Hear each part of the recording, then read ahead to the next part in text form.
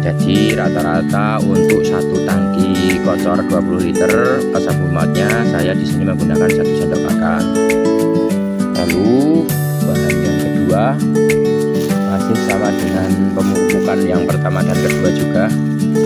Ini kita gunakan pupuk Karate Plus Boroni yang kandungannya kalsium dan nitrogen dan ada sedikit kandungan boron. Assalamualaikum warahmatullahi wabarakatuh. Selamat datang kembali di channel Petani Holti Merapi, channelnya petani pemula. Selamat pagi teman-teman tani semua. Selamat pagi, salam sehat sejahtera untuk kita semuanya. Seperti biasa, saya sedang berada di lahan cabai milik saya. 3 varietas cabai dalam satu lahan. Hari ini kita akan update kondisi tanaman saya di usianya yang ke-21 HSC ya teman-teman tani semua. Untuk kegiatan pada pagi hari ini saya akan melakukan proses pemupukan yang ketiga di usia 21 HST. Tapi sebelum kita melakukan proses pemupukan, bahan-bahan apa saja yang kita gunakan untuk pemupukan pada hari ini, kita lihat dulu kondisi 3 varietas cabai yang sudah kita budidayakan. Yang pertama di sini ada cabai yang lebih dulu saya tanam, yaitu cabai varietas tegak belum tahan virus, cabai langgeng 58 dari MMT Mitra Merdeka Tani. Seperti ini ya kondisinya teman-teman. Ini usianya lebih dulu kita tanam 13 hari, jadi di usia yang ke 33 HST ini sudah ada yang pecah cabang ya. Ini pecah cabang Y, sudah muncul bunga ini di percabangan pertama. Untuk bibit yang pertama ini langgeng 58, ini dulunya bibit hasil semaian sendiri dan hasil semaiannya kurang maksimal ya teman-teman, kecil-kecil, kerdil-kerdil, dan ketika dipindah tanamkan pun sudah cukup tua di usia 45 HSS. Untuk cabai langgeng 58 sendiri di sini hanya kita budidayakan kurang lebih 2 bedeng saja dari total keseluruhan 19 bedeng. 2 bedeng berisi cabai langgeng 58. Ini juga ada tumpang sari dengan tanaman sawi yang sebagiannya kemarin sudah saya panen. Untuk kendala masih sama, kendala utama di cabai yang belum tahan virus adalah kendala di virus Gemini ya teman-teman tani. Sudah ada kurang lebih 10% yang terjangkiti oleh virus Gemini. Nah, seperti ini kondisi cabai yang dalam bibitnya sudah cukup tua ketika dipindah tanamkan. Untuk tunas airnya bisa dibilang tidak begitu banyak ya teman-teman tani semua. Beda dengan cabai yang ketika dipindah tanamkan di usia yang pas, di usia kisaran 30 HSS itu biasanya untuk tunas air lumayan banyak, bisa 5-10. Tapi karena ini bibitnya mungkin karena sudah tua, jadi untuk tunas airnya sendiri terlihat sangat kecil yang tumbuh dan tidak begitu banyak. Ini kondisinya hanya 2 bedeng ya. Lalu untuk varietas yang kedua di sini ada CMK, cabai merah keriting, varietas Nero Tavi dari Halbanero. Nah, ini kondisinya seperti ini ya teman-teman tani semua. Sudah ada 1-2 yang sudah pecah cabang nih, sebentar lagi juga mau pecah cabang. Sudah terlihat calon bintil-bintil bunga cabai. Nah, dan kondisinya seperti ini ya, sudah di kisaran 25-30 cm untuk tinggi CMK nya.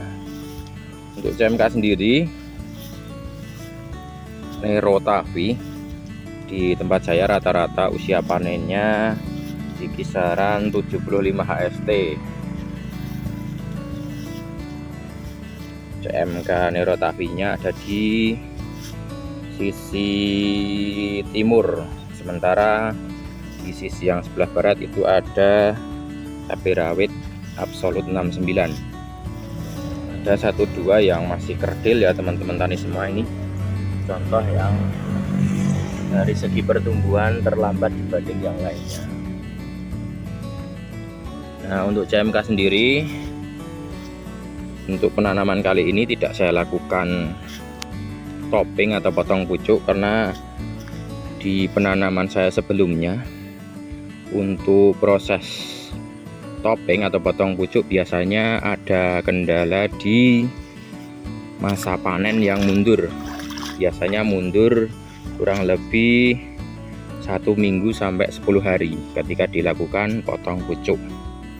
Nah, itu cabai varietas yang kedua.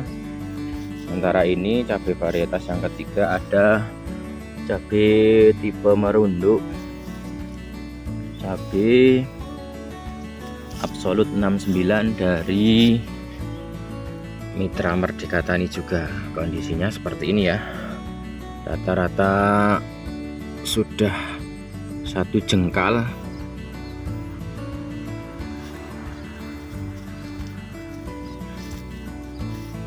Untuk cabai Nerotavi dan Absolut 69 terhitung sudah tahan virus ya teman-teman tani semua, dari kurang lebih sekitar 900-an lubang tanam. Alhamdulillah tidak ada satupun virus Gemini yang masuk. Nah, seperti ini di usianya yang ke 21 HST. Rata-rata sudah 1 jengkal.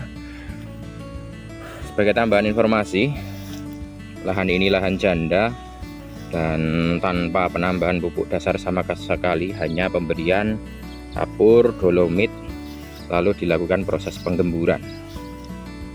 Nah, seperti ini kondisinya teman-teman, kondisi cabai di pagi hari. Ini waktu kurang lebih sekitar pukul 7 pagi. Untuk aktivitas saya di pagi hari ini, saya akan melakukan proses pemupukan yang ketiga. Untuk bahan-bahannya apa saja yang kita gunakan, tetap terus tonton videonya sampai selesai.